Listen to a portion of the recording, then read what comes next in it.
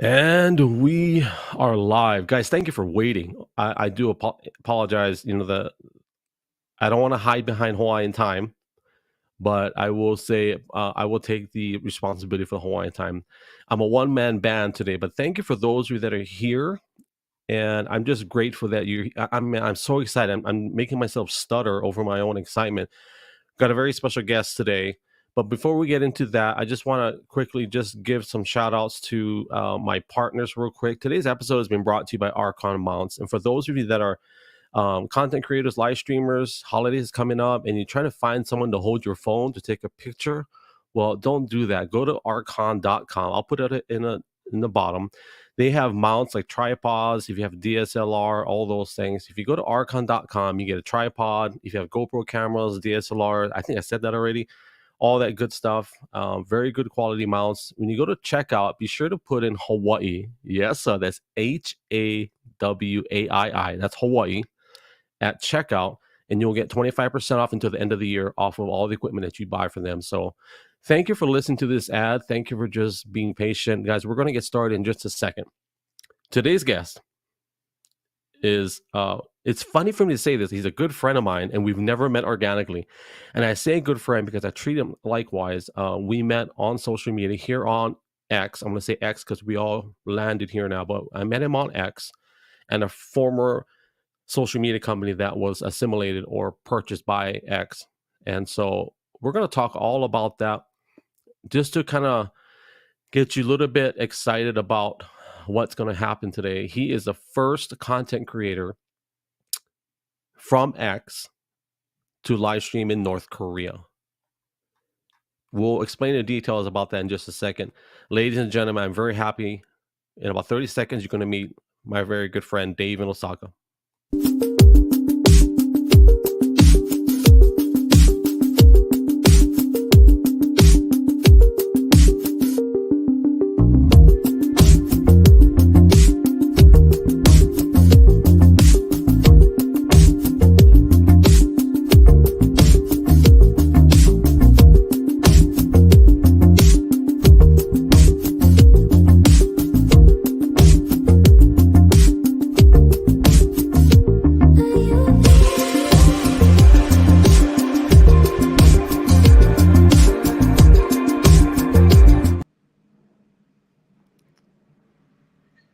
Are we good? We're good. Yeah. Audio's good. Yeah.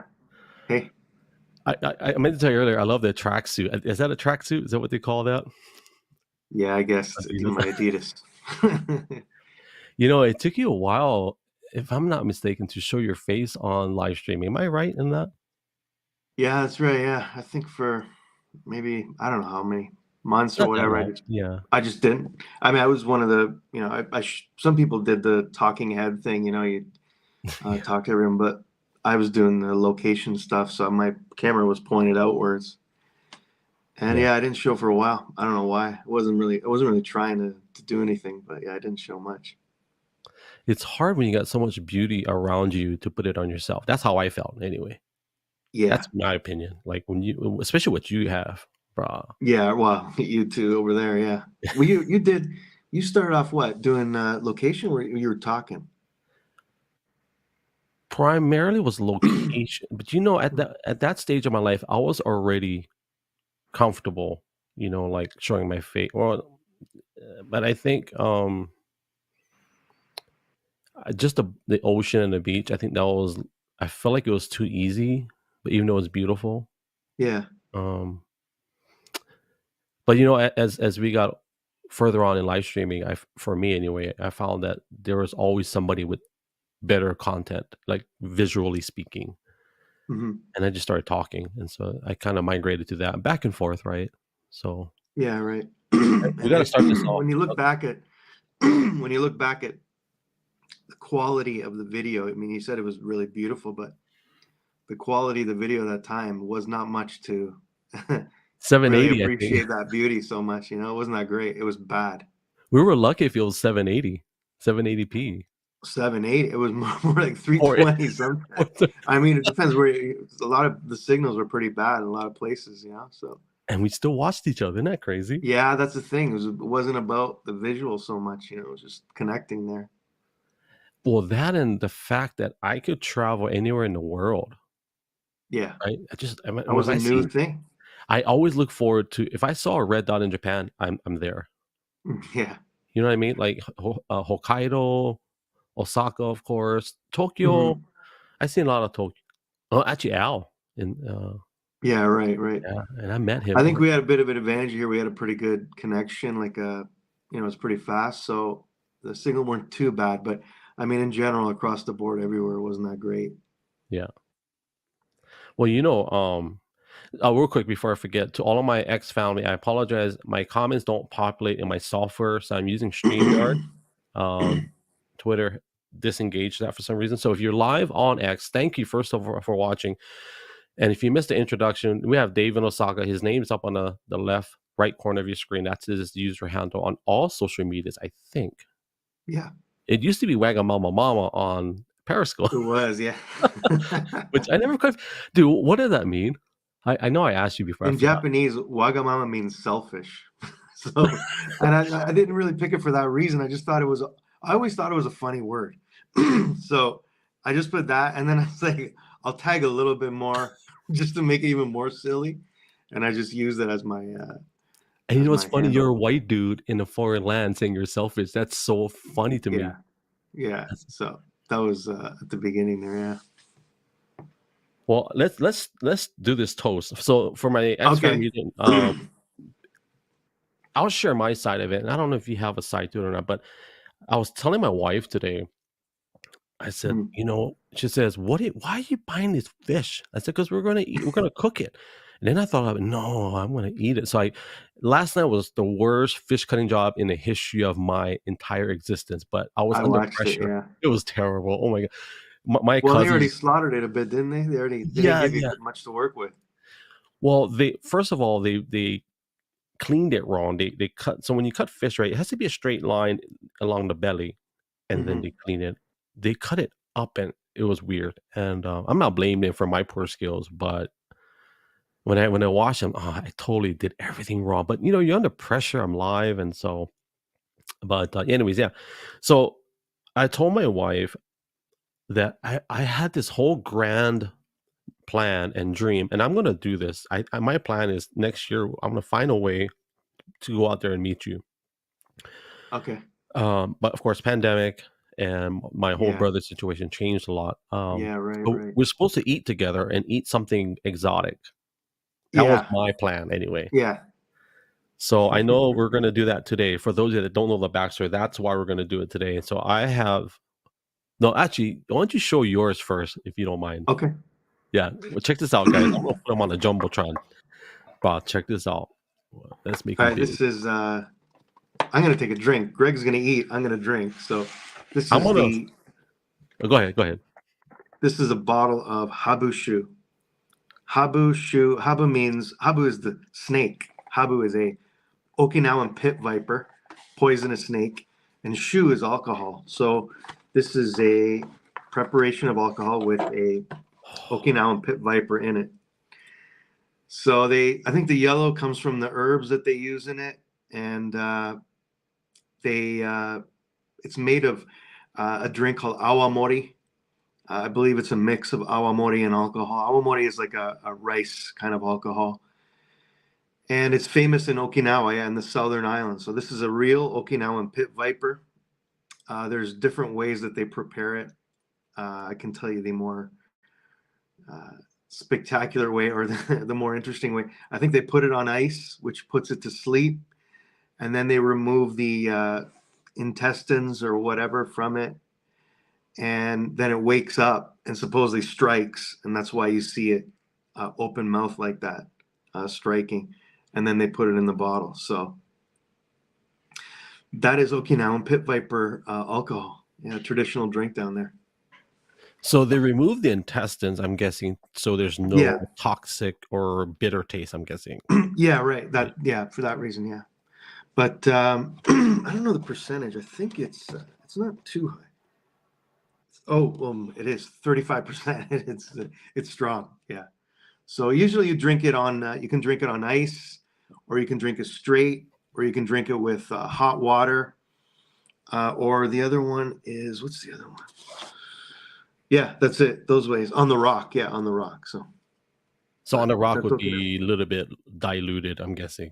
Yeah. It's pretty strong. So yeah, mizuwari, it's like mixed with water, which is probably how you usually drink it, just to dilute, because 35% is pretty killer. So before you do that, we're gonna do a toast. But before we do that, I just want to share with nothing life threatening like Dave. So I got a raw. What it could be. I'm scared of this one. I'll be honest. I'm a little bit scared about oysters because this one was left out last night. So I'm gonna chance it. So this is our raw oyster, and I've got sashimi of snapper. So in New Zealand, I think they call it Thai. Thai, yeah, in Japanese too, yeah. Oh, Thai. Japanese. Red So snapper, yeah. the dude was telling me, I said, "Oh, it's from Mexico." I'm thinking Mexico, and I said, "But it's fresh. Where did you guys get it from?" He said, "Oh, this comes in with our shipment in our Hawaii shipment box." So I looked it up. The company they get it from is from Honolulu Fish Company, where I order, where I like to get my fish from. So it's actually it's going to be either Thai or Hawaiian snapper. So okay, so and it's that's from why, home. yeah. So kind of, I'm gonna do this real quick. We'll do a toast. I'm gonna eat the sashimi for you, and we'll talk about. If you guys don't know, Dave, that one sashimi you ate, my wife was like, "No, you're not going to eat that," which is the Which one was that? fugu. No, oh yeah. the other one. Yeah. There's another one. It's kind of the semen. The semen, yeah. Yeah, the fish semen. Yeah. I don't have a fork. I'm going to do my hand, so I'm going to do this real quick. All right. And so if we were there, man, I would love to do this with you one day. And for sure. This is so buttery. Cheers. Cheers. Ooh. I'll do the oyster later.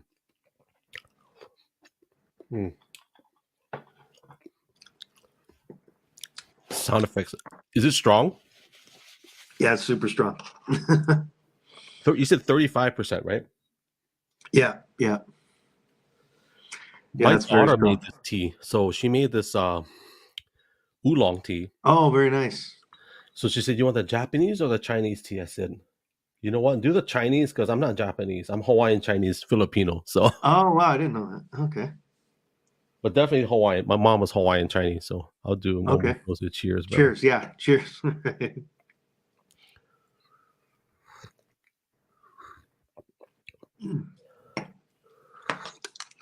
Oh, not gonna be drinking too much of that. Okay, we want Dave sober tonight. No more cheers. I'm gonna pop up a video and then we'll talk about it. Okay. It's all public, so that's why I didn't ask you beforehand because it's on your YouTube channel. So okay, cool. Oh.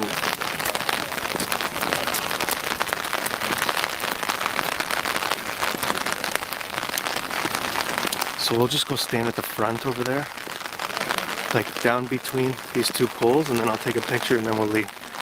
Okay? I mean, just for the group picture. Souvenir. Okay, I'm saying for me, can we stand over there? Is that okay? Oh, yes. Just in the middle? Yeah. And then that's all, and then maybe one from here, and then this.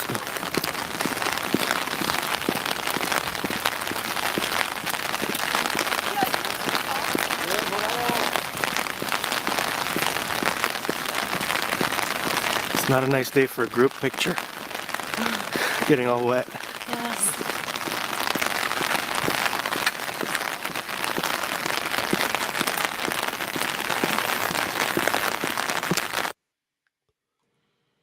were those boots I heard in the audio in the background?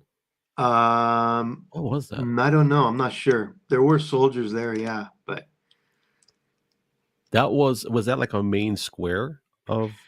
Yeah, so that's the mausoleum of Kim Il-sung. So that used to be the Parliament buildings, I believe, or it used to be where he lived, and then when he died, they made it into a mausoleum just for him, and that complex is insane. Like the security to get into the final room of his body where it is, you got to go through layers and layers of security, like metal detectors, and going there is like it's like a sacred thing for North Koreans, and it's even where once you get into the final room, they blow you. It's like you go through this massive vacuum that blows air all over you to purify you, I guess. And then you go into the room, and there's this in the middle of the room. There's him, like a red light onto him, and his body is there. And you go up, and people line up, and you have to bow to him on every side. There's three sides you bow, but not behind his head. And even as a tourist, they say like you got to please respect our tradition and do that. So I did. I didn't care. But the second time I went, Kim Jong-il had passed away, and they had another room in there for him. So his father's in the one room, and then in the other room there's Kim Jong-il, and you do the same thing. You bow on every side except the back of his head. So,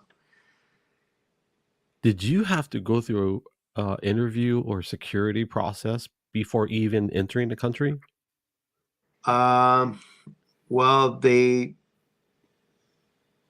I don't know if maybe they did, but I don't even know. But yeah, they probably do. Did. They do give. I'm sure. I wouldn't be surprised. You have to do it through an agency. You can't fly directly into the country, so you have a representative that deals with them, the North Korean Tourist Board, and they do brief you before you go. You fly into Beijing, and then the company who's your liaison to them will interview you. Not interview you, they'll brief you on what you're going to go through. But you already know. Obviously, you want to know what you're getting into before you get there. But then they give you the details even more when you get there. Don't do this, don't do that. Make sure you're respectful, blah, blah, blah, all that. And then when you get there, the immigration, when you get in, they do check your bags. They don't want, the two things they said were big was the religious material. They don't want you to bring in any religious material, and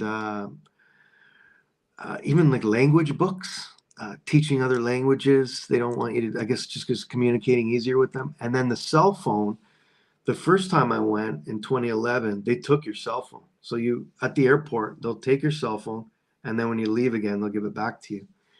But the second time, they let you actually bring it in. There was actually a network, a cellular network that you could tap into, and I was streaming from there. So I'm confident that network was not 100% secure. No, it's actually made. It was made by an Egyptian company, Orascom, I think it's called.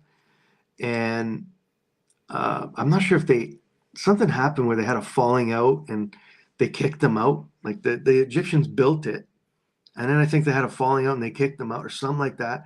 And they managed it themselves. But anyways, they're the ones who made the network. This Egyptian company, I think it's Orascom. But yeah, so there was a signal. There was a cellular network that only could be used by foreigners if they want to access outside the country. But the domestic people, there's no way. They had no contact with the outside world. How did you feel about that at the time? Did you have any emotion about that, or what did I think about it? To be honest, I was so paranoid about my situation. I was like, I got to think about myself.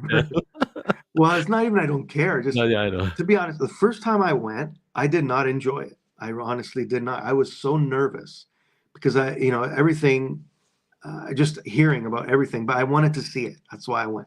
I was so curious. I wanted to see with my own eyes what was happening.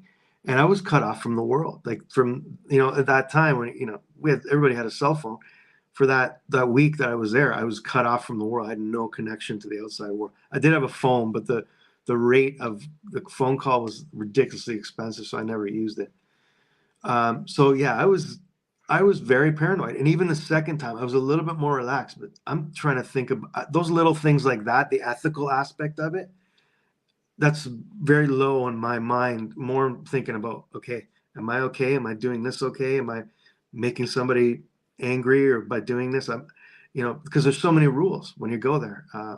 I was just being I was more concerned about that. Did they assign you a guide to be with you the entire time, or? Yeah, so you can choose if you want to go with a tour group. So you're with other foreigners in probably large groups, 30, 40 people. But again, I wanted to immerse myself as much as I could. So I did independent travel. And in that case, they assign you 2 guides and a driver.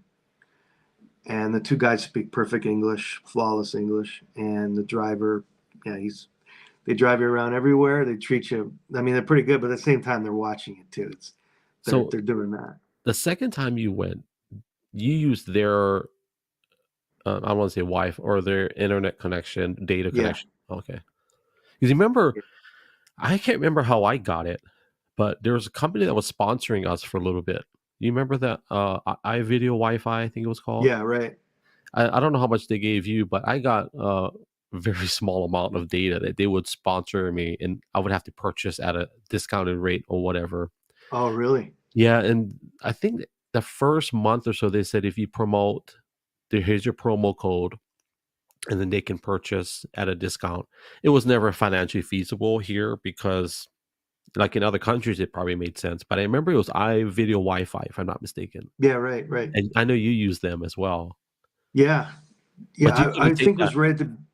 Pardon? You couldn't take that to North Korea, though. No, right? I had to buy a SIM card there. So that's another story. Buying the SIM card, just the SIM card itself was $250. Just the SIM card, no data. I had to go there's no cell phone store, so I had to get it at a hotel lobby. You register there and you tell them, I want a SIM card, and then you have to buy the data, and the data is $1 per megabyte. So if you're streaming, right, that burns through megabytes like that, and I forget how much I spent a lot of money. But you're self-financed, right? You don't have any corporate sponsorship. This is out of your own pocket. No. And what else was it? I had to use the VPN, obviously, because if they see you're doing that, they obviously might have said something. But I used the VPN, and I remember I was shutting down all the other things on my phone to make sure I don't use any data because it was so expensive. But signal wasn't that great, but I did it. The point was I just wanted to do it. I wanted to connect with the outside world and just to show whatever I could, whatever glimpse I could. I honestly cannot remember if you live stream from there, because I don't remember, but I do remember all the other locations very vividly. But so in North Korea, you only been twice or more than 2 times? 2 times, yeah. Are you going to go again? If I did go again, I'd want to do something more volunteering. So I want to do something like teaching English, like contributing a bit more than just spectating, which probably makes up for what I said before, the paranoia of being there and trying to make it a bit better and concern for the people. I want to kind of contribute to it a bit if I could. That would be pretty powerful. There are people that do that. They do the English teaching. I've seen them that do it there. So, and then there's teaching right now, right? You're still teaching? Yeah, I'm teaching here at a university. So, and then there's also people that do the humanitarian work, or the charities and that. So, and they allow that, like, as long as it's monitored? Yeah. I'm sure they monitor you very, very closely. But yeah, they I think there's even, like, they say Americans can't go there, but I think if you are for humanitarian reasons, I believe that's the loophole to get in for an American, is if you're a volunteer, I believe. I'm not sure, but yeah, a lot of people do I can't say a lot of people, but they do the volunteering in North Korea. So, well, I know Dennis Rodman got in. Yeah, he did. I think twice, maybe more than twice. Oh yeah, I'm sure he's been there a few times. He's got connection. The big guy likes him there. He likes basketball too, apparently. Yeah, right. It's funny you were saying that, because I remember I asked about the interviewing process, and I forget what year, but President Obama, right out of office, he came to Hawaii. Well, he's been coming to Hawaii every year, but I got a chance to meet him, and oh wow! So my boss at the time is friends with him, and we, where I worked at, I retired. I had an early retirement from Paul Mitchell in Hawaii, And so Obama would stay at his house.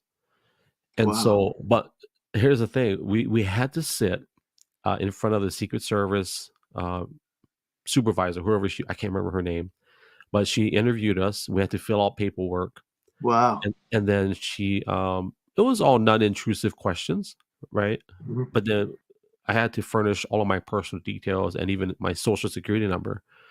So I'm assuming that they ran my credit, everything, just to get to know who I am. And then after I passed the interview, and so all we did, honestly, so my job at Palm Beach, I was standing and refinishing. That's all I did was woodworking. But whenever a guest would come, I would be concierge and hey, what do you need kind of a person. Okay. But when Obama and his family came, after I was approved, it was me and one of my coworkers. And so there are three of us. And they gave us this pin with the American flag. Oh, and I was so happy. And they gave me a Secret Service coin. It's like these commemorative coins. And I was like, I'm so happy. And I put the pin on my bag. And I'll take my bag home and come back to work with my bag. Then I thought about it. I don't think this is just a regular American flag pin. No. I think this is one of those electronic tracking devices. Oh, you think so? That's what I thought. But did you put under an X-ray or? I did it because I'll be honest with you, I was kind of nervous about it. I'm like, I don't know if I should. I'll just leave it alone. I'll just get rid of it because I literally thought, But my uncle was a cop in Kailua, and he said that there was about 2,000 law enforcement special agents just in the town. Wow. Just for him. Oh my God. 2,000. And how many people are in that town anyways? How many? What's the population? 50,000 in that town. Okay. So the 2,000 would be spread out. There are snipers on the mountaintops just hanging out. They just camp out. Yeah. And so how I found out is that their sniper rifles, when they're done, they would come down the hill, go to the police station in Kailua where I lived, and they would turn the weapons in, and they would store the weapons at the police station. The next shift would come in and sign off for the weapon and go up on the hill. And that's all they did, just wait. 2,000 law enforcement. That's amazing. I mean, that's multiple agencies, of course. That's like local PD, Secret Service, Coast Guard, Navy, you name it, every agency. How long was he there for? When he would come, the family would stay for a month. Oh. He would usually come in a little bit later because he was always in DC because it's always around Christmas time. Right. So they would work to the very end, right? But they would stay for a month, and they're dogs, beautiful dogs. Oh yeah. What kind of dogs? I don't remember. I don't even know. I want to say like standard poodles or something. Okay. Something exotic, big dog. They're kind of bigger, so. But I gotta be careful what I say. I will say this though: the chef that I don't know if you ever heard about the chef that made the news recently, who he drowned. I think I might have, yeah. Yeah, his name was Tamari, Chef Tamari. But I met him and I talked with him. They found him. He drowned in a lake or something, in a pool. And I was like really amazed. And I'm like, wow, because I met him. I don't know. He's super healthy, fit. He wasn't in bad shape. So a lot of interesting stories in that. But anyways, I just wanted to share that with you because of the security, and that was just yeah. No, I never got any interview like that. Yeah, but I guess you would if you get that close to the president. I guess everybody has to go through. I did because we took pictures. I'll share the pictures later, but something so in the main house where they stayed.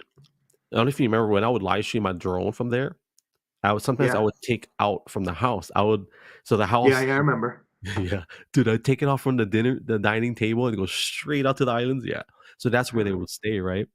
That house, that was a beautiful place. Yeah. What was it called? The two mountains there, the Mokulua Islands. Yeah, that's right. So that's where you were. That's where you did all those. Yeah. Oh man, that was amazing. I remember you saying you can't talk about what you were doing there or whatever, but now I didn't even know that's what you were doing. I had no idea. My dad met Mariah Carey over there. Oh, really? Yeah, I didn't because I don't think I was on staff at the time, but my dad was friends with the manager of the place. And so Mariah, So this is like a rental place. Is that what it is? Like people. it was actually built as a personal residence for Paul Mitchell, and he Oh, ended up okay. passing away, and so his son Angus Hmm. would stay there every year. But because he treats it as a business, it's registered as a business. He's not allowed to stay there longer than 2 weeks. Oh, Otherwise, he's going to pay unbelievable taxes on it. oh, I see. So he'll come. No, actually, take that back. He can stay, I think, 2 weeks at a time. So he can't stay longer than 2 weeks, but he has to come back a few months later. I see. But yeah, it was basically a rental, but it wasn't like, hey, it wasn't on Craigslist or it was very elite because it was Yeah, like yeah, right, right. I think $7,000 or $8,000 a day. Wow. Yeah. Jeez. I How met. big of a place? Like how big of a It's a 2 acre property, which is huge in Hawaii, right? 2 acres? Okay. 5 buildings, and Oh it, my it God. it only I think only 15 people basically. So 15 people on 2 acres of land. Well, that's a lot of people. Yeah, it must be a big place. What Yeah, about like the actual residence or the square meters or square feet? How much was that? I would say the main house was at least 7,000 square feet. Wow. At least. Yeah. It wasn't really rooms. That's why it was mostly open space. It was like a big, if you can imagine a big turtle shell, Hmm. the size of like for a house. That's kind of what it was like on the inside. I remember from whatever you Yeah, showed, it looked like a pretty open concept kind of yeah. place. Yeah. I Yeah. met Drew Barrymore, who was one of my childhood crushes. Oh wow. Where'd you meet Dude, her? Where'd you meet her? she stayed there. Oh, the same place. Yeah, Okay. All right. she actually talked to us for a long time, and I was like, I was so starstruck because as a kid, like I was always like fascinated with her. Yeah, yeah, right. But who else did we meet? Quite a bit of people, A few of them we had to sign those non-disclosure, but Oh, really? yeah, but I still mention because they're not there now. Usually the NDAs are for when they're there, I see. or if there's something sensitive that happened there, So, I see. but let's talk about what we said earlier. Before I have Dave talk about it, my wife was telling me family before we went live. She was telling me this story about Dave. So if you don't know Dave, he's obviously an amazing. It's so hard to categorize him, but I'll just categorize him as a content creator. He is one of the original content creators to broadcast multiple beautiful locations. And one of the places he went to, my wife just reminded me today, was when he was on a moped and something happened, and it was potentially life changing, not just for him, but even for us that witnessed this. So I'll have you share that story, Dave. Yeah. Yeah, that was it was in 2018. I think it was Yeah. 2018 in Myanmar. And I was on a moped and then an earthquake hit and I was in the middle of nowhere in I guess it would be central Myanmar, just outside of where is that? Bagan. And Bagan is basically like a pretty barren kind of desert-like place dotted with temples everywhere.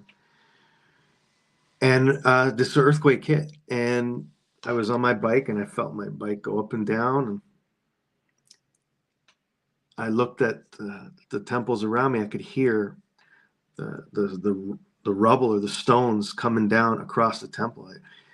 This one massive kind of like a stone pyramid was covered in dust. It was buried in dust. I couldn't even see it, but I could see when it first hit, all the stones coming down, and then all of a sudden it was just covered by dust. I could hear people screaming, and even to my right, there was two smaller temples, and the tops of the temples, the one temple had fallen right over. And just prior to the earthquake, I'd been streaming from the top of one of those temples, and I signed off. And when I signed off, I went down, jumped on my bike, and yeah, when I jumped on the bike, that's when the earthquake hit. And at the time, you know, you're in the middle of nowhere and something like that happens. There's no news crews anywhere. So, hey, Tala, how's it going? There's no news crews anywhere. They have nobody to kind of verify what's happening, what's going on. So I was one of the, there were other people, but I was one of the people that they contacted. I had news agencies going crazy, contacting me, CNN and Reuters and Associated Press, everybody trying to find out what was going on. And they wanted to use my footage, the pictures and the video. And I continued streaming through the day. I did 2 of those there around the temple, just showing what's going on. And at night, I did showing damage from around that area. And then the next day, too, the next couple of days. And no news crews had got there for days. So, you know, being able to show that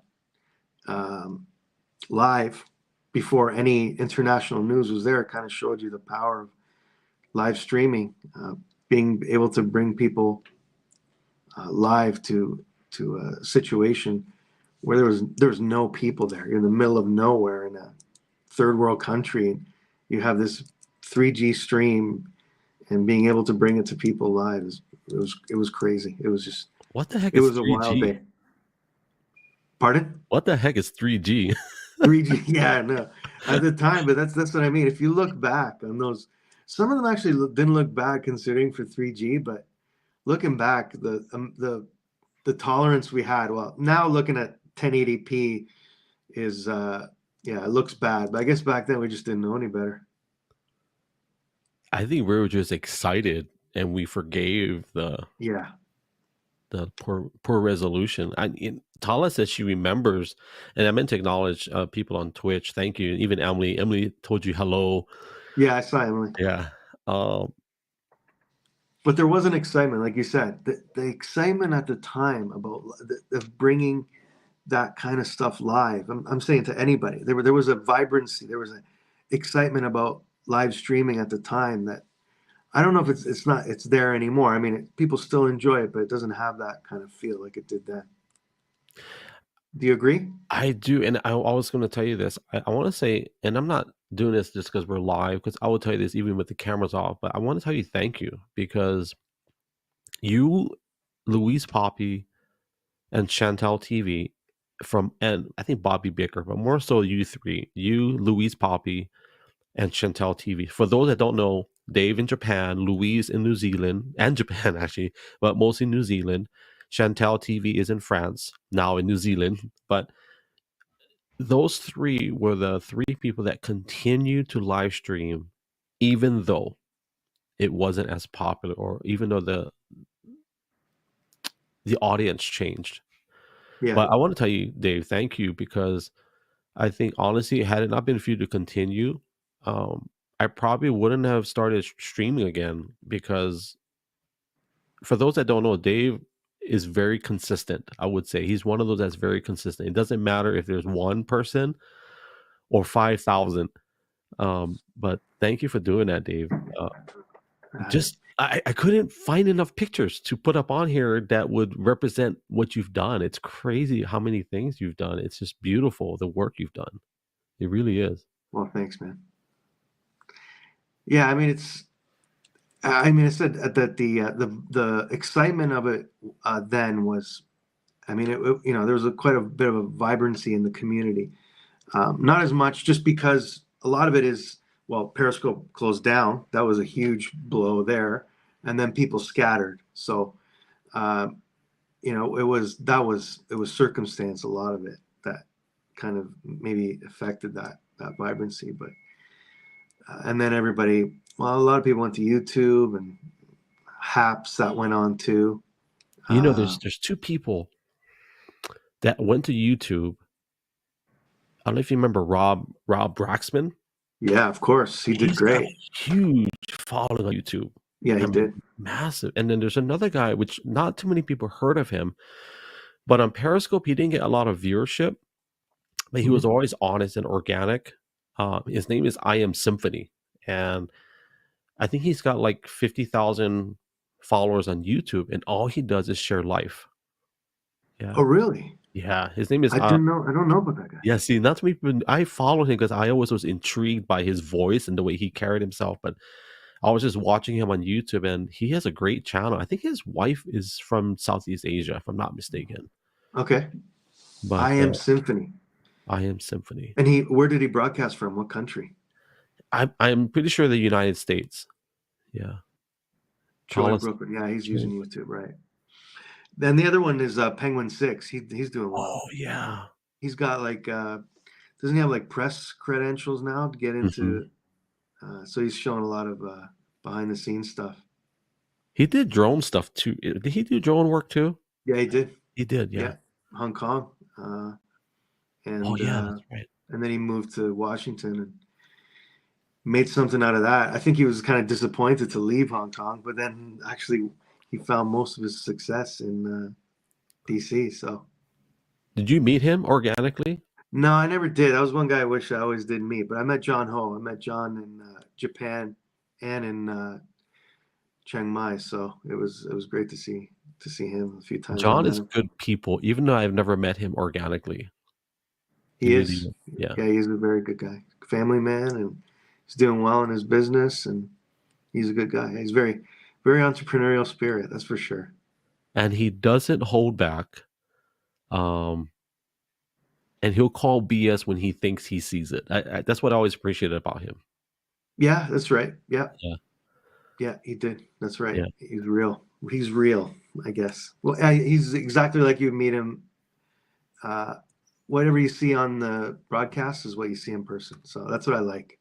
I did appreciate that if he saw something good that you did or I did, he was always authentic in inquiring about what we did, how did we do it. I think part of it was like, is that real? Like, are you really getting this or that? Or how are you doing this? And that's one that I appreciate about John. You know, he put that pressure to make sure that we're always authentic, or, you know what I mean? You know? Yeah. Right. When he was now he's not really doing that at all. Any of that, but yeah, he's definitely an authentic guy. Yeah. The same guy you see on Scope is the same guy you met in real life. I appreciate that. So for you, where are you now in your live streaming? Do you have anything that you haven't done that you want to do? Well, I'll be very honest and say a lot of things were financially, I was a little bit better financially than I was spending a lot of money. Obviously doing all that stuff costs a lot of money. Going to North Korea is not cheap. Going to Greenland and doing all that is not cheap. Oh yeah, that's right. Greenland. And just traveling anywhere is not cheap. So, but I guess I'm getting a bit older and fewer earning years in my life. So I'm trying to cut that down too. But that's one of the barriers in terms of live streaming is because I'm a location person, moving around costs money. I don't know if I really want to spend my money on that anymore. So, but I absolutely enjoy, I love talking. I just love interacting with the people. And that's what I miss the most when I don't do it. So, but what do I want to achieve? So I really want to work more on the YouTube stuff. And I'm trying to think, I do want to keep on, hopefully, I am going to make more money so I can continue the location stuff and bring that back, because that's what people enjoyed the most when I was out on location doing all that. So I just haven't been doing it as much, trying to save a bit more money. So that's the biggest thing is finances. Have any companies reached out to you for brand marketing or anything? Other than like, I'm trying to think who. iVideo, they did for a while. I actually got it for free. They gave me free Wi-Fi. And who was the other ones? Not really. Yeah, I nothing off the top of my head I can think of. So, but at the beginning it was pretty exciting. Like there was quite a bit of attention on Periscope. You remember, it was on the news and everything. And if anything, that was the time it was going to happen. But now it's saturated. I will tell you that. But were you part of the crew that got those 360 cameras? Did you get one as well? Yes. Yeah. That if That we was could go, one too. Yeah, that was yeah, yeah. if we could go back in time and tell ourselves Yeah, do more with this, because Insert 360 is huge now, it is huge. huge, and we were there at almost ground floor, really, before they had all these products now. Yeah. I remember at the time though they were doing like promoting, and the numbers were kind of weird. Do you remember that? I Like do. if you had if you had the camera plugged in, you had 300 or whatever people, or I don't even know. We can get into that if you like, since those are the old days. I wonder if those numbers were real. I don't think they were. I'll tell you. Okay, I'll tell you. This is going to be good. So with Egg Drop, we offered analytics through bots, right? So our bots is really an overused word. They were basically just programs. Okay. Infused in a user account. So all that means is Joey had, I think, 6 accounts that were basically bots, if you will. Okay. And their only function was to engage in conversation. So if you came into my conversation or live stream and you said, you know what, Greg, you said a bunch of F words, the bots would pick up on what you said. I see. Yeah. And they would remove you. Right. If I chose to do that. So that's one way of having extra viewers in a broadcast would be technically not true. Okay. They're not there, and they actually have a function to be there. Yeah. So I can tell you for a fact that it was that simple, and the Russians did it by creating thousands of web pages. Basically, is what it would do that would view a live stream. That I know that's how they did it. What I do know is that Periscope/Twitter allowed that to happen on purpose. That's what I believe, because it made them look better than what they actually were. And I think now that when Elon bought Twitter, that's proof that he exposed it, didn't he? Yeah, he exposed that numbers were not always true. But do you remember Alex Pettit? I think he was a broadcaster in the UK. There were 2 Alexes. One Alex in Germany. There's another Alex Kahn, and there's another Alex Pettit in the UK. They were both have astronomical numbers. Unbelievable. Yeah, I remember that. Yeah. And I won't tell you who, but one of them reached out to us in private. And I'm saying us, meaning Egg Drop. One of them reached out to us in private and said that he had a contract with with Twitter, and so the part of the contract is he would promote their things, and they would promise engagement. Which means, you ever notice sometimes it doesn't matter, even today, if you go live, you ever notice sometimes you have one viewer and then sometimes you have like thousands? Like, how does that happen? I never have thousands, but when I do on YouTube, and I have had 1,000, that's real. I think it's real. I think it's like if it's a big news event, like recently the local team won the championship, the baseball championship. I had 1.7 people concurrent. I think that was real. It wasn't BS. Yeah. On YouTube, that's not astronomical numbers. So, but on Twitter, it was not real. I mean, it was just, I don't understand. It wasn't even a topic that deserved that attention, and it got to people who didn't deserve that attention. Yeah. Because of the content. It was just bots. Yeah, I think it was just bots. It was their bots. I also think a lot of it too was the what's the word? I think visibility is the word, right?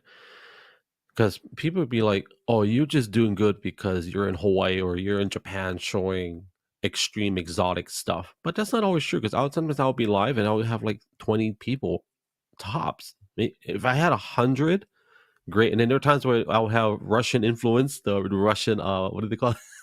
You know what I mean? And I would have 100,000, right? It's like, okay, I don't care who, that's not real. No. But what I do know is that they would give exposure to certain creators. That was part of the deal. And I won't say who, but there was another broadcaster. There's I think they revealed who it was. I think they revealed. Yeah, I think they did too. And those people, they left the platform even before they shut down. Yeah, right. because they weren't getting paid. Because I know they got paid a little bit, So no, I remember they had a picture of them all together. Like these are the creators that they signed a contract with, and they promoted them, and they're the ones who left as soon as the numbers went down or whatever, their money went away. They left, yeah. but people like you and me, or the little people, are the ones who stuck around. That really had that authentically enjoyed it. Just doing it for the fun. So I shared with there's a Spaces group that I was talking in yesterday. Have you ever jumped in on a Spaces before? Yeah, I've done a couple, not really a lot. So it's weird because what's his name? The founder of Periscope, Kayvon. So Kayvon, yeah, he pioneered Spaces for whatever reason, right? Yeah. And he said this would be the next big thing. And I'm thinking, I felt like it was going backwards. That's what I really felt like. Why are you doing this? I agree. But when we did Egg Drop, it wasn't cheap. Just to have server space to run our little program, it was at least $500 a month. Wow. And that's just us. And we were small time. And we didn't even host user accounts like how Periscope did. So I can totally see why they would. I can't even imagine how much they would spend just on server space just for live video. And we're talking a lot of money.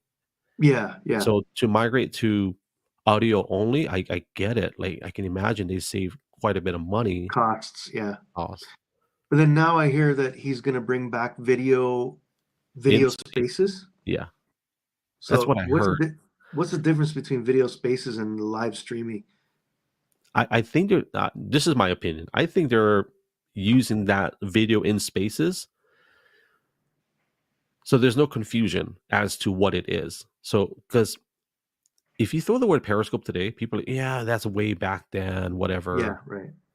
But if you say, oh, we're going to do video in spaces, people get excited. All the people that are audio only are getting excited. I see. But I think I don't know. I think it's going to be like Zoom. You ever been in a Zoom conference before? Yeah. You're going to have 10 people all jumping over each other trying to talk, So it's not going to be for some reason I thought of like a location thing. I guess it could be. It could be one person streaming a location, other people chiming in. But I think it would work if they. What do you use for your? You use Prism Live, or do you use something else? I use Prism Live.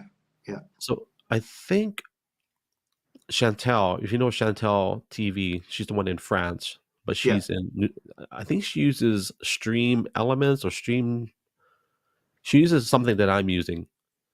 Okay. And Streamlabs. Streamlabs. I think it's Streamlabs. I think either that or Restream. One of those two. Okay. So you can do multiple. I heard that Twitter is talking with one of those companies, or X is talking to one of those. So if they do purchase or buy out one of those companies, it would work.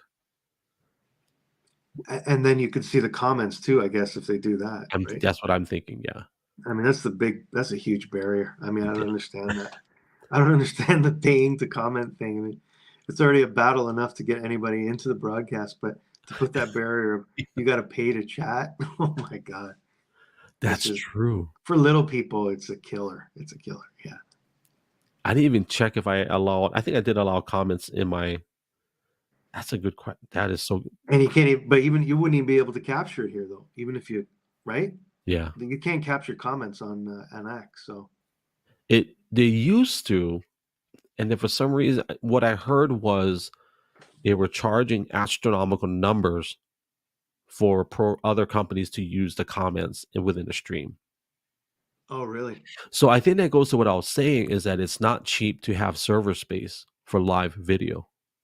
So they're trying to recuperate costs. That's what I might be wrong, but I knew one of my a friend of mine. He was a streamer too, MJ Klein. I knew MJ from Taiwan. He was dealing with another very small live streaming platform called Broadcast. It was called Broadcast. Yeah. And he was even thinking of purchasing it because they had closed down, and he got all their financials and everything and how much they spent. and actually the server space, it was ridiculously cheap. It was not expensive, and I don't think it was a small amount of data too. Like it was quite a bit, but it wasn't that expensive. Yeah, so I'm not sure, but yeah, you might want to talk to him about that too. I recall him saying over and over again, it's not that expensive to run it. That's not the cost. That's not the problem with the cost. So we were using Amazon servers, so okay. I'm not sure what everybody else uses, but I'm sure there's Amazon, there's Larry Ellison with his Oracle. I think there's Google as well. Mm-hmm. I don't know what Twitter uses, but they were Russian based, so I don't know what they use. Probably none of those, probably. So I bet there's a trade-off. yeah. Yeah, we give you good rate. We give you excellent rate, but we take data. We take data as well. We take exactly. Yeah. That's probably what it was. You're right. So Simon, I think he's in the UK with Heckle. Yeah, that's right. Yeah, he's been self-funding his own live stream platform, and it's actually, there's another person you can ask. Yeah, and he's really good. It's just there's no viewership. Yeah. So, but he's got the map feature. I've seen it. Yeah, that's awesome. I hope that, I don't think X would do it, but if they did, I mean, it's just too many people. Probably wouldn't be. You know what I mean? If you have that many people, I guess Periscope didn't have that many people. So if you have that globe function, it's not overwhelming. You know. How many? Having too many live streams going. You know. How many things did they have? What would you say at any given time? Average live broadcast. Oh God. I don't know. I remember Rob Music saying the peak times. I think it was like Monday mornings were the peak times, sorry, Sunday night was a peak viewership time. I have no idea. At its peak, do you mean? Well, there are times so certain times of the night I would jump on, and I already figured it out because if I went on at 1 o'clock in the morning, I would be competing with Kazakhstan, Saudi Arabia, all those people. Oh, okay. Because they're in the middle of their day. Because I was in Hawaii, right? So in Hawaii has its own time zone. Right. So, and I was never competitive, but I also wanted to make sure I get some kind of audience. So I had to figure out who's going live when, and when are there the least amount of people, or when are there the most people that are awake. Because right. So there are times when you see thousands of red dots in Europe, and then sometimes you would see like maybe 30. There are certain cities that always had red dots. Always had. Yeah. The peak time would always be, when I was doing Periscope, was 7 a.m. here. Like if you did 7 a.m., that mean, or 8 a.m., you got the UK, and then you got the US coming back from work or whatever, maybe just settling in after dinner.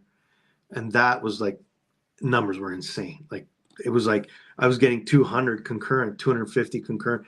I used to just go to, this was like when people were still in awe of live streaming. I used to just film myself going to work, just on the subway. Yeah, I used to walk and talk. I used to walk to work. Yeah, I used to just walk to work. Oh my God! And I get 200 concurrent. I remember, it was nuts. And we thought, oh wow, Dave's taking us on an adventure. Yeah, but that was the peak time. It was 7 a.m. because I got the UK and then I got the US. So that, yeah. I didn't know what I was doing. All I know is I would watch you and other people. I said, you know what? I got to come up with something because I can't compete with that. And then I came up with these slogans like walk and talk or in the kitchen with gLO, but the walk and talk was what you're one of the guys that did I call them walk and talk. And I was like, I got to come up with a title because if they don't like the title, they're not going to jump in there. And yeah, I remember those walk and talks. Those are great, man. It was just people wanting to connect. That's it. It was just the fact that you could connect with people and just interact, that people appreciated that. I know I felt special when like you would acknowledge my name in front of all those people. Like, yeah. He said my name. It's so childish, but it was funny because it's like we're just longing for Dave to see our. And if he didn't see our comment, we'd type it again. And then remember Aerobro 808? Do you remember? You ever heard of Aerobro 808? Oh yeah, of course. Yeah. You're one of your friends there. Yeah. He taught me how to do pre-typed words. You ever heard of that on iPhone? No. So yeah, dude, this is old technology. So on iPhones, you can pre-type phrases, okay, save them, and you can do shortcuts. So if I'm in your broadcast and I'm typing, I'm like, you know what? I want to tell him hello. I'll do tap EE. If I do EE and then enter, it'll type up the whole slogan. Oh, okay. So like I would make silly stuff like hello, don't forget to talk to gLO and emoji. I remember that. Yeah, I do remember that. And we would flood the screen with comments. You remember, I'll do it to you. Yeah. I remember that. Yeah. So you would do that into other people's broadcasts? Yeah. Okay. Yeah, I remember that. We would do that just to get your attention so you can say our name. Yeah, but you were supportive though, like you were saying. Oh, you would say something about the person and then mention yourself. So yeah. That's the one thing we learned about live streaming was you have to give, right? You have to give to the broadcaster and for lack of a better word, encourage them to keep going. Because a lot of us, we would go live and like, is anybody here? That's the initial feeling. Yeah. Right. Right. Yeah. And when someone talks, you're like, oh, somebody's here. Let's keep going. Yeah. But it's the hearts too. Remember so when people tap the screen, when we see those hearts going, okay, somebody's actually active in here. Yeah, right. That's true. I want to pop this up. Tala did this for us. There you go. Oh yeah, she's got her. Is that her preset? That's what she said. She's got her prompt there. He also had his own app. That's an old comment. Sorry about. Oh, Rob. Yeah, had his own app. Yeah, he did. Right. Yeah, Braxme. I was in it. It was a secure server and all that. So. Yeah, I was in it briefly too. Yeah. I meant to tell you before I went live. Whenever you have to duck out, just say rapid fire, and then I'll give you 10 questions, and you don't have to answer. If you feel like you can't answer, just I probably can't answer that one. So yeah, okay. That I meant to tell you that before, but I'm letting you guys, the audience, know. Hey, whenever Dave says rapid fire, that means we're going to land the plane and he has to head out. So I don't care. Yeah, I'm easy with the time. So man, so what was it? Oh, hearts. I don't know if you were there when Elon went live on his cell phone. Do you remember that? Did you ever Which see one? That? The very first one when he found... I do. The 8-bit Elon. He was. I think he was legitimately embarrassed of how poor the quality was. Yeah, because he kept laughing and then. But he said, "Can we turn off those hearts?" Yeah. And then one of the developers in the back, engineer, said, "Oh, that's just code from 2015. We never updated it." And people, so without getting political about the buyout, but to me, it's like, how can you have a company with 8,000 employees and you haven't updated code in 4 or 5 years? They just totally neglected it. Yeah, isn't that crazy? They totally ignored it. They're focused on other things, Well, they got focused on the election, right? The whole Trump thing and all the involvement with the government, the tie-in with all that. And so that's documented. Streaming was, pardon? And that's documented. Yeah, it is. Yeah. We're not making this up. No. And that's so live streaming is like the last thing on the list. So I'm not surprised. I'm not surprised at all how what poor state it was in, considering how much it was neglected. So yeah. I'm not glad that people lost their jobs, but it really bothered, even to today, on Android devices. So I have an iPhone. I have my Samsung as well. If you're on an Android device, you can't see comments. It's very spotty. It's very rare. Really? Yeah. Oh, it's so strange. And Android always got Android always got the worst of it, right? They always had the features later and never were a priority at all. Yeah. For whatever reason. I don't know if it's harder to program because there's so many different kinds of phones or whatever. You have to take, I don't know what it is, but I think the Android in general is harder because there's more than one device. Yeah, right. And there's more than one operating system, progressively speaking. So not everybody. So like iPhones, you typically only have 1 or 2 operating system updates. With an Android system, you can have 4 or 5 or even 6 different operating system updates within a whole array of devices. And then on top of that, even today, like, sorry, I got a Twitter comment. I see Dave. Sorry, when I see comments, I see Dave. Oh, Dave in Chicago. What's up, Dave? And then Eric. Got Eric on X. Thank you, Braddah. Yes. Hey guys. So today they're still struggling because you've got let's do full screen. You have iOS, iPhone, right? You have Android, which is Linux operating. So when I say Linux, it's not just cell phones, it's tablets, Samsung tablets, it's all those other Android tablets. You also have Mac computers, which is Mac OS.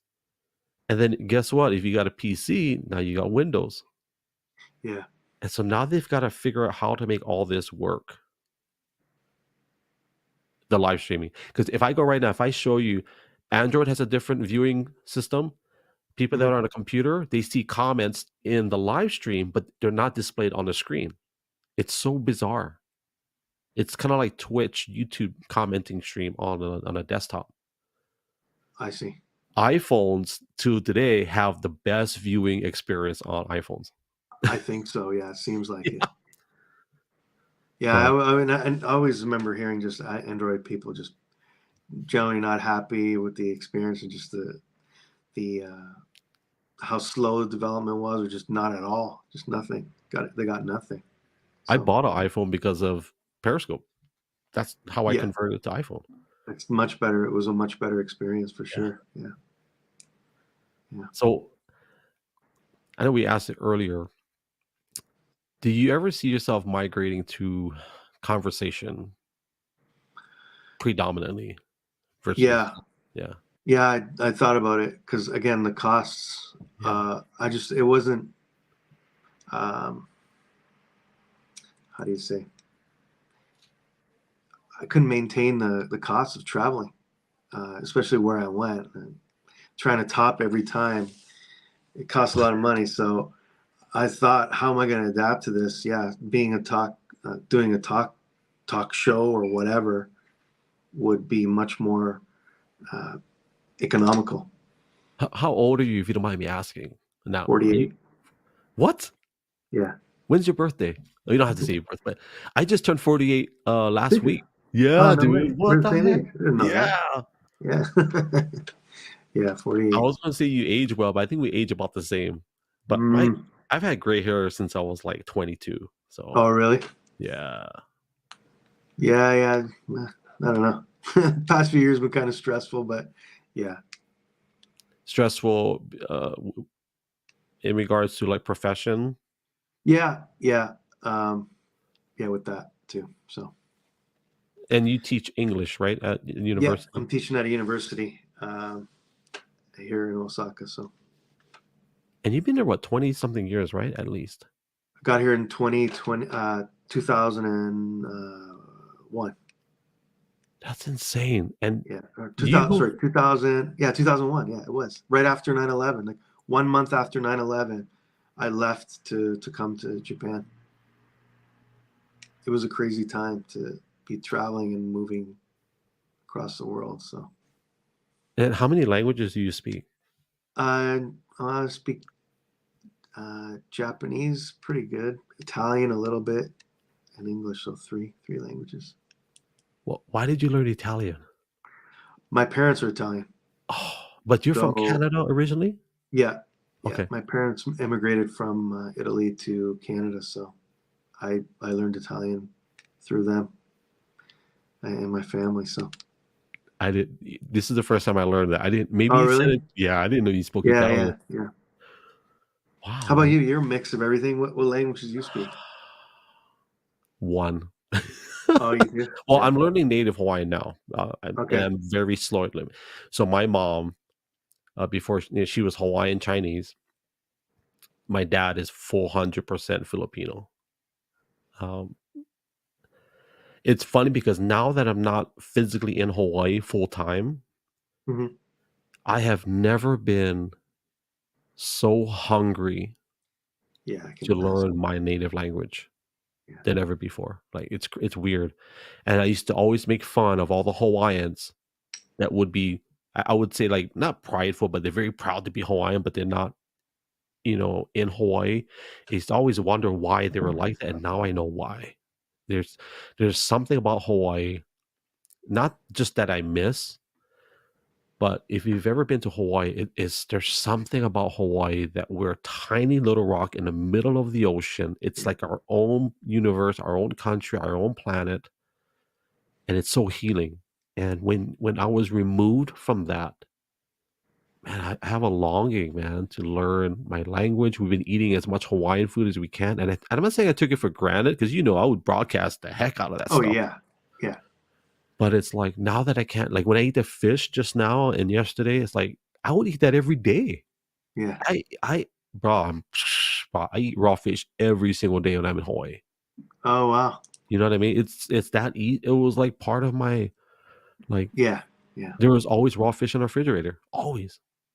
Are you guys planning on going back anytime, or is it you're going to be tied down there for a while? Well, there was a time. So we've taken at least 8 trips already in the past uh 10 months. So it's getting kind of expensive to do that. So Yeah. we're very fortunate and we're blessed. We do have property still in Hawaii. Hmm. It's just that, my assignment now is to be here with my brother. Right. Right. Yeah. So we are planning to build on that property so we can get some rental income and then have a place when it's officially time to be back home. That's where Mhm. we'll. But yeah, man, I long to go back home and be home. You know, I'm not sure if you ever felt that because you've been in Japan so long. Where is home for you, Dave?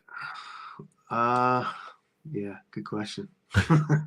I mean, my parents are in Canada. That's my home. Yeah. Yeah, But yeah, I've been here almost as long as it was in Canada. I left when I was 25, and I've been here 20. It's going to be 23 years, so I've almost been here too. So uh, yeah, I don't know. I don't know what is. I move. I don't really think about where is home. I just move around. I'm pretty flexible with traveling. You know what I mean? So I'm gonna ask a question. You can say I probably shouldn't answer that if you don't want to. okay. Have you met that special someone yet? Not yet, but hopefully, You hopefully remember soon. you remember there were these girls on, and guys, I'm not being inappropriate in any way. I'm married, happily married, but I, I think you and I had a few conversations about some live streamers that were beautiful on Periscope. You remember? A Yeah, I few. do. Yeah. I don't And remember which ones, but there was one in Australia. I think, I remember that one. I won't say her name, just obviously, but one in Australia, very beautiful. And I remember messaging you to go check her out or something. And then there was another okay. one but the one in, I'll be honest, I was hoping that you guys would connect. I I think I was like, remember that one. I think I ah, man, that'd remember be that one. such a great fit because I don't know. It wasn't just about physical attraction. I just felt she was a great broadcaster, and I saw that there was some kind of, you know, possibility, and I was really hoping that you guys would connect at some point. I Yeah, I remember remember that. saying, I don't know what I said. I can't remember, but I do remember I wanted you to connect with her at some Oh, yeah. point. I remember that. Yeah, I remember that. Yeah, that was a while ago. That was a long time ago. So Hey, yeah. one more question. What about the geisha? Because I know you did a lot of broadcasting with that, but there was one I saw where you were. I don't know if that was your video. It was like a private room with a geisha. Was that you, or Hmm. is that someone else's video? Yeah, I did a couple of those. Yeah, it was that was something before the pandemic.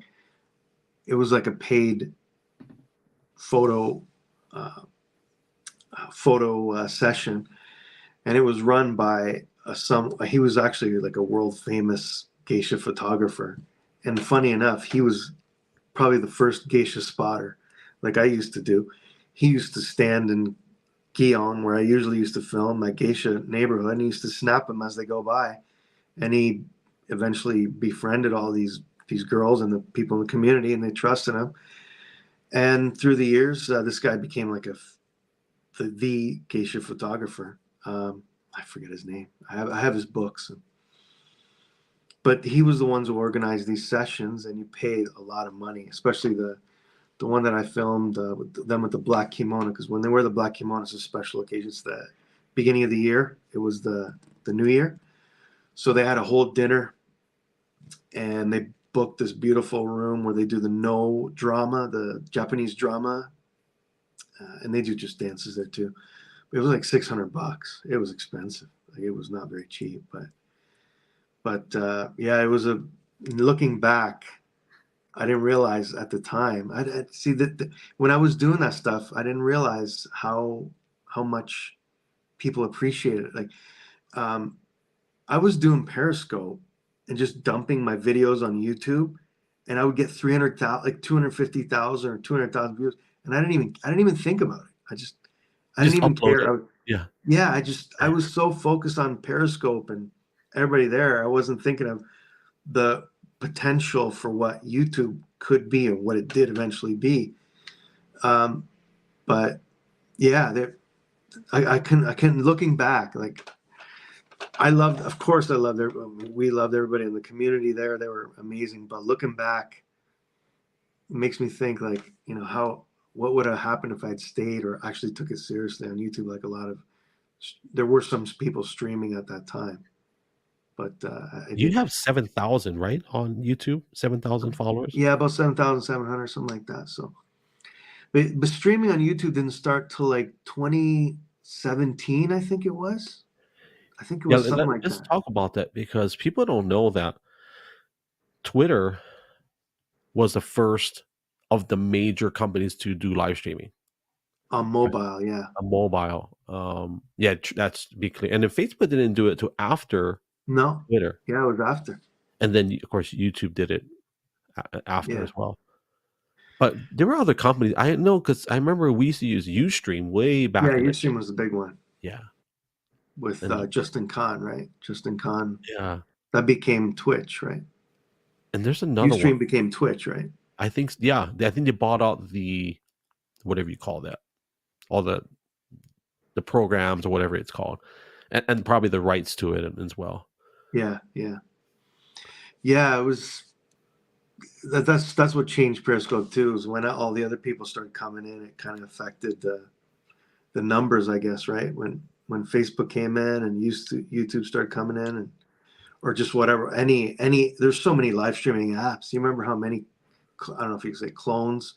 How many clones came in that it did affect Periscope, the number of people watching. I'm trying to name them. So Bigo Live, which is still open today.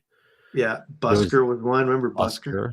Yeah, Busker. Haps. Well, that Haps was after, but I'm trying to think what other ones I tried. I can't think of any other big ones that I tried, but just Meerkat in the very beginning. Yeah, Meerkat was a big competition with, but they didn't have the social media behind them. So yeah, that's true.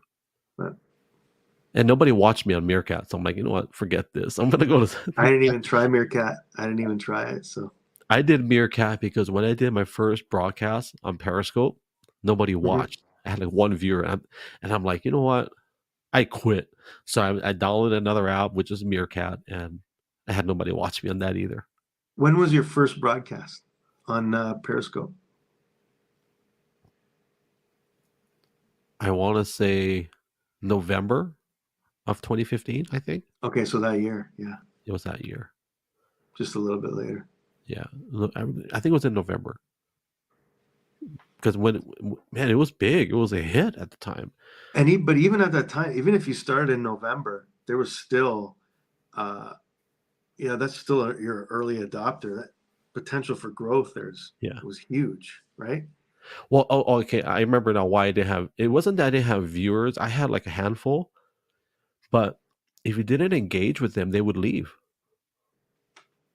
Yeah. Unless you're doing something really weird or sexy or dangerous. But other than that, if you didn't Right. engage, they would leave. I guess once you had that critical mass of people watching, then maybe other people would come in and they'd see you interacting, and then Yeah. that'd draw them in and keep it going, which is how you do it, you know? I think you used the word you're a location guy, right? And in that instance, a lot of us would sit in there whether you engage with us or not. But if you engage, obviously it would get us to stay longer. Yeah. So that's one of the things I learned early on, was to engage with people. And I kind of you talk about you spend a lot of money with the travel. I spent a lot of money on giveaways and just giving stuff away. And it wasn't to get viewers. Maybe deep down inside I did want people to watch, but I really wanted to bless people. Like, we gave away tripods. I gave away Hawaiian stuff, and Yeah, I remember that. I think what drove that was the engagement. Like, I just want people to learn something, and hopefully somebody will win a tripod, or they'll win a box of chocolates from Hawaii, or coffee. It's just part of the entertainment. Like, you're just entertaining people. It's like a game show. Game shows give stuff away. They're trying to have fun. Yes, it's a business, but they're trying to have fun too and draw people in and just have some excitement, entertainment, letting them forget about their daily lives and and enjoying the time there. A replacement for TV is what it was. Yeah. I will tell you this: if you had a subscription service like to watch you, I would pay. Like, why wouldn't I? I already pay 5 other services. I pay, Netflix. I used to pay YouTube $50 a month. I used to pay, all these subscription services. I would pay you to watch, and I guess the thing is that what added value is it to pay? Do you get, if you can think of some perks, then yeah, but what's the difference between a guy paying and a person not paying? If they're getting the same thing, why would anybody? I think it would have to be personalized, probably, to make it valuable. I would do private streams, do private streams and that, but again, I think you have to have a big enough audience that when you do the private streams, there is that community feel there. Because if it's too small and it's like you and one other person, it's like it's kind of weird. Yeah. And on YouTube, the numbers are, it's so much competition. It's hard to draw in a lot of people, so. I was going to tell you earlier, how many I've had, probably 7 different companies that were sponsors, but I dropped them because I wasn't making any money with them. So to me, it's like, why would I even put that effort in? Yeah. It was one of them was electric bike company called Pedigo. Okay. And so they gave me an electric bike, not for free, but I would have use of an e-bike, and I would just ride all around. I used to go to work with it, and I would live stream using it. I would promo, do all kinds of I did Instagram videos, whatever. But I couldn't get anybody to spend $2,000 on a bicycle. Yeah, I guess. So it's like, that's a lot of money. It is. Maybe if I was a big time, content creator, maybe. Yeah. There was another company. It was a scuba dive company. Did you approach them or they approach you? That one I approached them. Okay. I had like a media. I call it a media kit or something. Okay. And I'll just give it to them and say, "Hey, this is what I do. Would you be willing?" And I do that today. So today I have Dubby energy drinks. I still have Archon, and then I have a it's called 5 and 7 Tactical Solutions. They are a basically like firearms training service. Okay.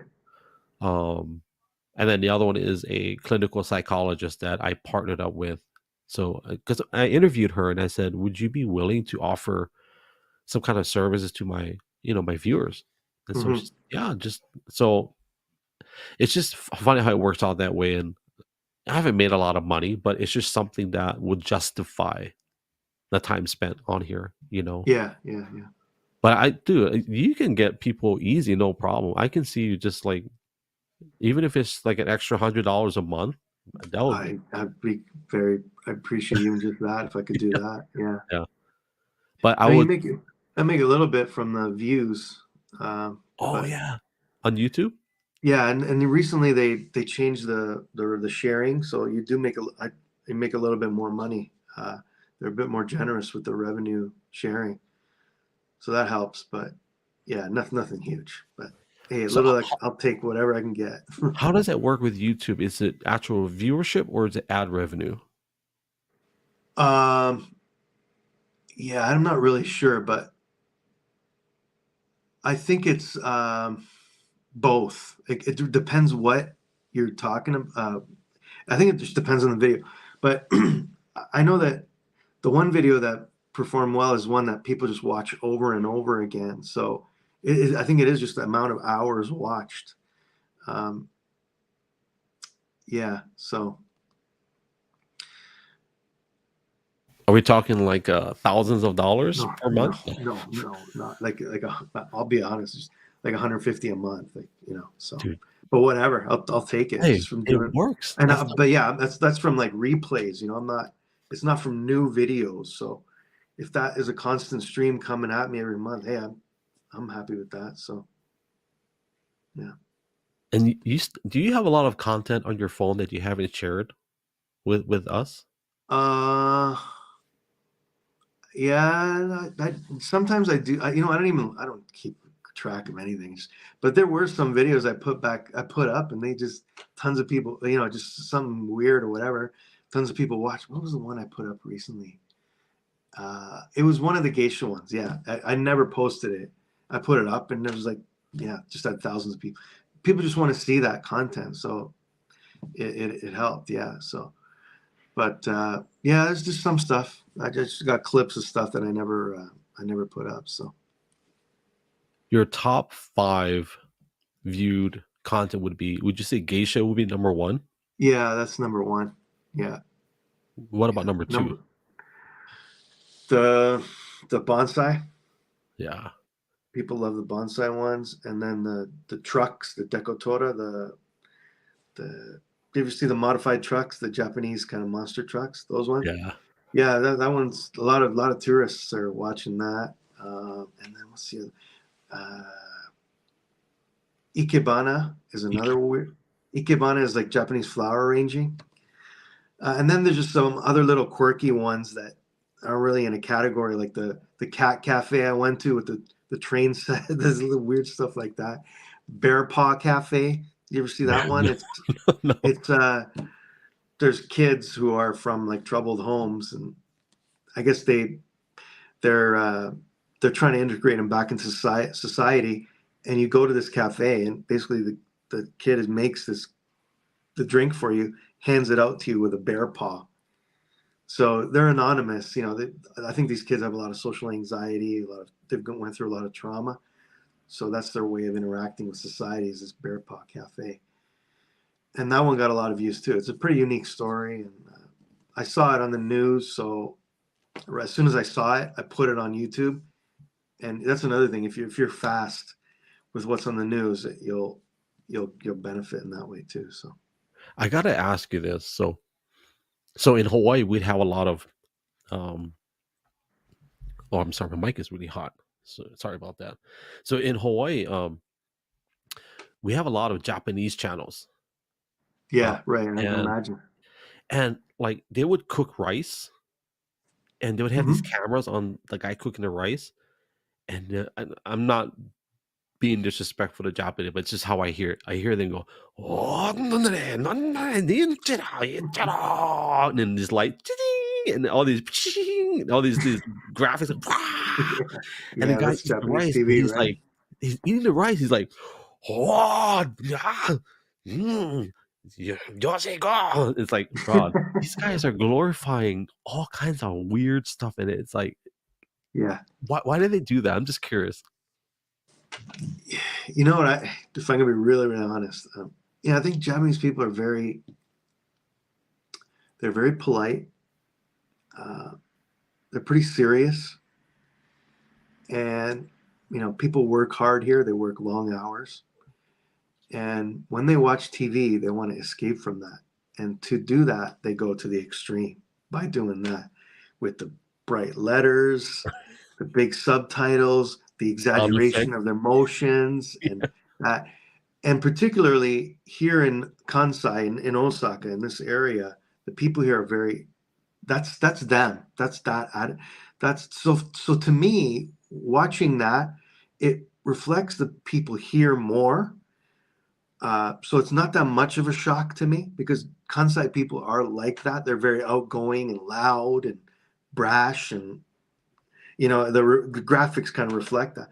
But I think in Japan as a whole, the people the way they are, like in Tokyo especially, people in Tokyo are not like that. They're not. I mean, there's exceptions always. It's a total generalization, but I think people in Japan would agree that people in the Kanto region and the Tokyo region are very more introverted. They're quieter. They're not outgoing like that. Whereas here in Kansai, particularly in Osaka, they're like that. So watching TV, watching people being extroverted and the colors and the sounds, and it's an escape. It's their way of expressing themselves, or watching somebody do that. It's how do I say? It's living vicariously through them. Seeing people do that, it's a release. So I think that's why it's like that. So that's my take on it. Are you gonna marry a Japanese woman? Oh, I don't know. Single life is okay. I don't mind being alone. I can see you marrying a Japanese woman for sure. Could be possible. I'm gonna get a drink. Excuse me. Yeah. It's funny you say about Japanese how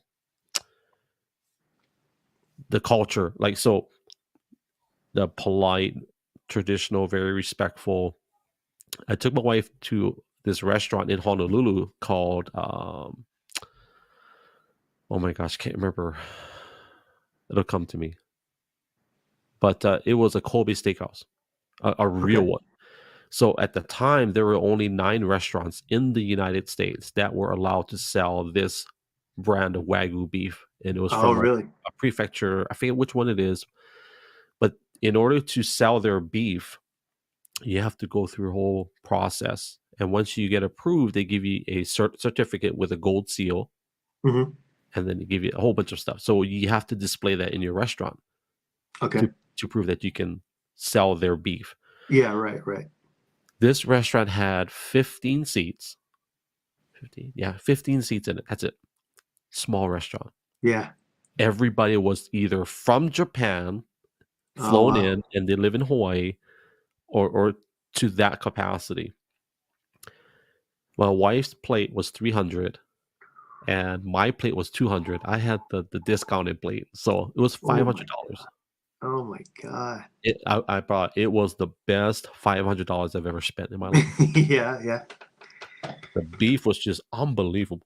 How big of a steak was it? Like how many grams? It was small, because you can't eat a lot of. No, you can't. You get.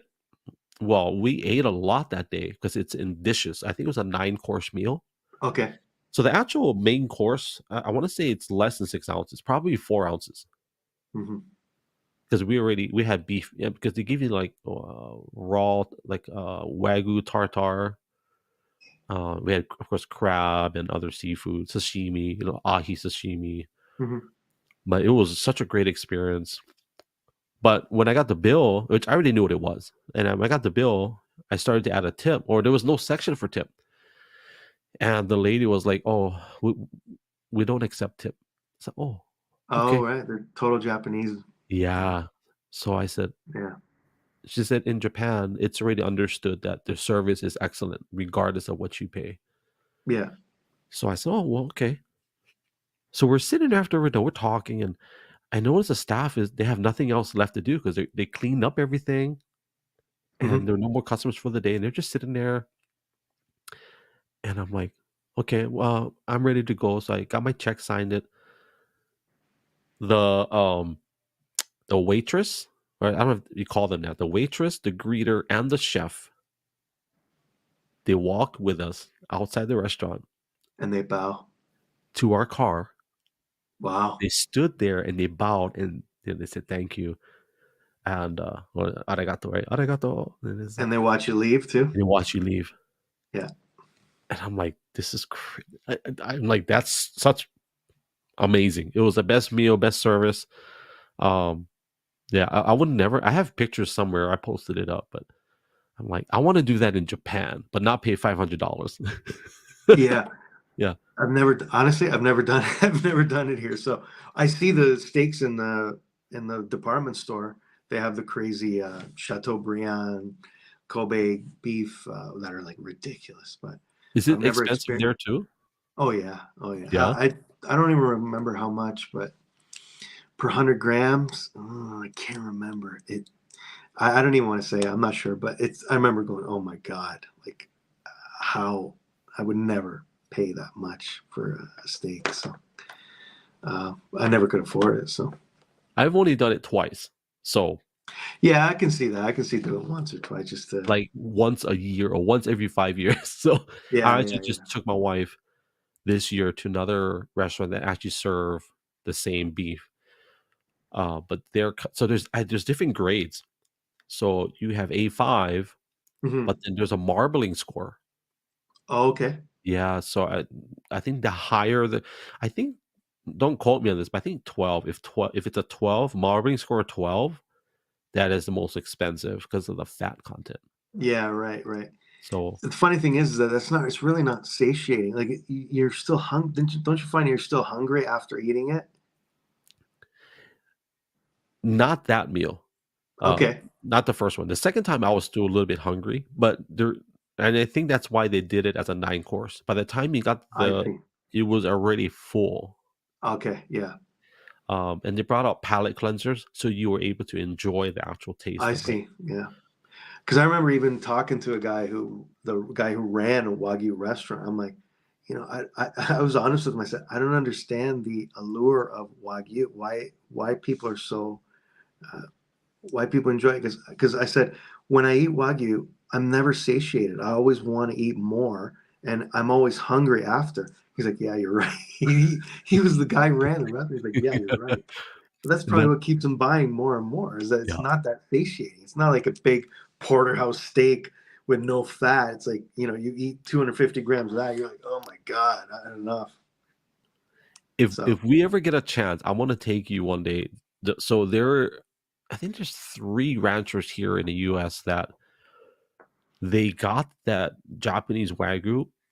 the Uh, certificate to do it, well, they got the approval or whatever it is. I don't know how they did it. So they got the breed to breed with an American Angus. I see. So you have the fatty of the Japanese Wagyu with the beefy, meaty of the American cattle. So you have the best of both. Now you've got a steak that's not too predominantly fatty, but a lot of fat, but also a lot of meat within the hmm fibers. And it is some of the best steak I've ever had. I think I'd rather have that than Japanese Wagyu. Me too. Yeah. And the funny thing is you can't find a steak like that here. Like that kind of meat is like the lowest quality. Like it's the cheapest one. And you won't find a nice cut of that in a department store. It's all the marbled Wagyu. So I'm like, if I want to have a normal red meat steak with no fat, I have to look pretty hard. And even when I do, the cuts aren't very nice because it's the scrap. It's like the lowest quality. So, and they usually cut it in like here people eat meat in the servings like Korean barbecues. The little square pieces.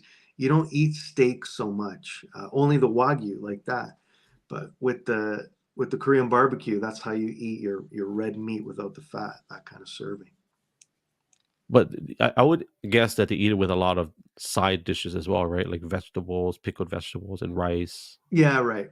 Yeah, Yeah. small dishes and several of them. Yeah, that's right. So. What is your favorite? Since you've been there so long, you've had the wealth of dishes to eat. What is your go-to dish that you could eat every day or every other day? Or Go-to dish. Well, I love sushi. I mean, nothing like and to be honest, I'm not even picky with going to a formal place. Nothing like going to a conveyor belt sushi and just boom, boom, boom, just eating like crazy. I love that. I love it. I love the atmosphere of it. It's just so relaxing. Going to conveyor belt sushi. It's my favorite. We're My best favorite friends. time. We're best friends. Actually, you and my wife would be like, even here. Here's a funny thing about here. So in Hawaii, if I have a sushi restaurant, I don't have anything but Japanese food. If I'm Chinese, I only have Chinese food. That's in Hawaii. They still have that separation of culture with the food that you make. Korean predominantly still do Korean, but sometimes you usually find a few Korean restaurants that have sushi, because it's a moneymaker. I get it. But here in Oregon, I would say 95% of Japanese restaurants are not Japanese owners. They're Chinese. Oh yeah. That's like my hometown in Canada. It was Korean or Chinese. Yeah, are the owners. So, and it's so bizarre for us. So when we eat, here's the here's the bonus to that. When we get sashimi from a sushi restaurant here, they don't know how to cut it. So guess what they do? They just cut it fat, and we get big pieces. Oh, that's right. Yeah. You know, Japanese legit, when they cut, they do the perfect cut. Yeah. Right. The restaurants here, it's so bizarre. I love it because they don't know how to cut it. So just cut big chunks, and they give you a whole bunch, and it's like. That's right. Yeah. There is one guy here that does that. I don't know if you ever seen on Street Food Asia. They show that guy from Osaka. He torches food here with a burner. You did that live, right? Yeah, No. I did a clip, a reel of it. That guy, he does it like that. He charges a lot for the plates, but he doesn't cut it nicely. Yeah. But you get big slabs of sashimi for about $25 but you get a big serving of it. So, but that's one of the few places. The other places are just like you said, they cut it nicely and properly, like a very equal amount and size. But he just like boom, boom, boom, boom, boom, throws it on a plate, and you got a huge plate of sashimi. So, yeah. So when he does it, he dips his hand in ice water, right? Is that how? Right. Yeah. It's so bizarre that he does. That's funny. I got to stream. I've never streamed it. I don't think I have ever streamed it. I've only made clips of it. I got to do that. That's one. I should have done that during the pandemic, but I just never got to it. But now the lineups are insane, like because the tourists are back. So, but I got to do that. But it's not going to be easy because there's just too many people around. But. You got to go to Heroes Sushi. I think that's. You ever heard of him? The famous one in Tokyo. I think so. Or Jiro? You mean Jiro? Yeah. He's a really old guy. Yeah, Jiro. There was a whole Netflix special. Yeah. I remember that looks amazing. I mean, that's crazy. Yeah. That does look really good. That would be my dream to go there before he dies. Yeah. So. Sushi. All right, man. Let's do rapid fire. I gotta. Yeah, man. First of all, let me say I appreciate your time. Thank you. I'm glad we could finally talk. I really appreciate you inviting me. We can't squeeze all this in one broadcast, so we'll do this again. Yeah, that's for sure. Maybe we'll do it organic one day. Yeah, absolutely. Why did you do this broadcast? Why did I do? I've never spoken to you. Always look forward to talk to you, so that's why I did it. What makes you get up every morning? What makes me get up every morning? Oh God, that's a good question. I can't answer that. I don't know. Yeah, you put me on the spot there. That's a good answer because some of us don't know, right? It's day to day. Money not an issue. Where will be your next trip? Antarctica. On a nuclear powered icebreaker. That would be my next trip. Yeah. Wow. That's one of the best answers I've heard. Yeah, that's always one. I looked into it. I was going to do it, but it was like 15, 20 grand or something like that. So the earthquake that you were in on the moped, were you afraid? Absolutely. 100%. Didn't know what was going on. I was afraid. Yeah. I didn't know what to expect, what was going to happen. So, but my instincts were to start filming for some reason. So, but that's the live streamer in me or in us, right? To go to that first. Yeah. Your desire moving forward to be married or single? I can't answer that. I'll be honest with you. I've been married 25 or almost 25 years, and I'm grateful. And me and my wife were just talking about it. It's like, I told her, I don't know what we would be like if we hadn't have met. Like, and I said, I think one of us would be in jail. You just never know. But I joke about it. But I do wish you well in whatever you choose, because you're a great man. And yeah. Okay, 3 more questions. I think 3 more. Pepsi or Coke? Coke. American Kit Kat or Japanese Kit Kat? Oh, wow. If it's something interesting, it's probably Japanese, but I think Americans are starting to do it too. I'll probably go Japanese. I'll stay loyal to them, to where I am. Why do they say expats? Expatriate Okay. Is someone who's lived in another country, moved somewhere else, and yeah, that's what they call it, expatriates. Yeah, I don't know what the etymology of that word is, but yeah, someone who's moved from their home country to another country is an expat. What is the? I'm not a sports guy, but I would ask you this question: what is the number 1 sport in the world? Soccer, I'd say. Yeah, and it's very easy to play, and yeah, I guess I would say soccer, I think, is number 1 sport in the world. Yeah. 2 more questions and we're done. Okay. Do you see a future in the live streaming world? There's no trick question, however you want to answer it. Do I say future for live streaming or for me for live streaming? Or both, either or. Yes. I think even more, because speeds are still getting faster, and as they get faster, the quality of video get better, and because a lot of the problems now with live streaming are technical, not getting signals or that. It's gotten much better since we've been doing it. So a lot better. I think it's going to get better technically. Yeah, absolutely. I think that's the barrier, is the technological barrier. So the only problem is people nuisance streamers making a negative, which is a big issue here, which is something maybe we'll talk about next time. We'll talk there's about next time. A lot of nuisance streamers here, live streamers. So that's not a good thing too. But definitely we'll talk about that, because I did listen to that on your last podcast. I forget his name. He's a fellow expat as well. He did a podcast where he talked about that nuisance streamers.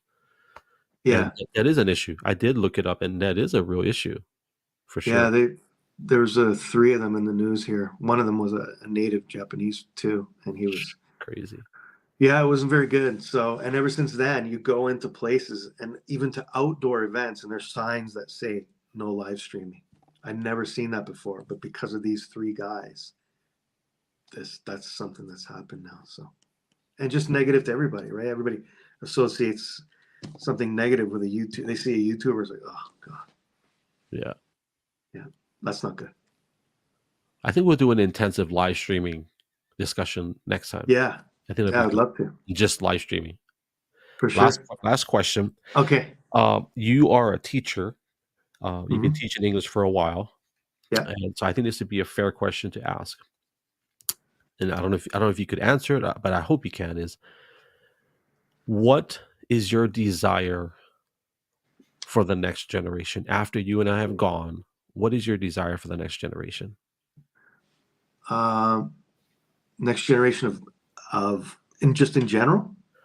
Maybe people that you've come across and you've had the privilege of teaching, or even on live streaming. Like, I'll before you answer, I'll tell you this: I've learned so much from you. I've learned how to become a broadcaster, how to become someone that shares content. I've learned to be to have variety.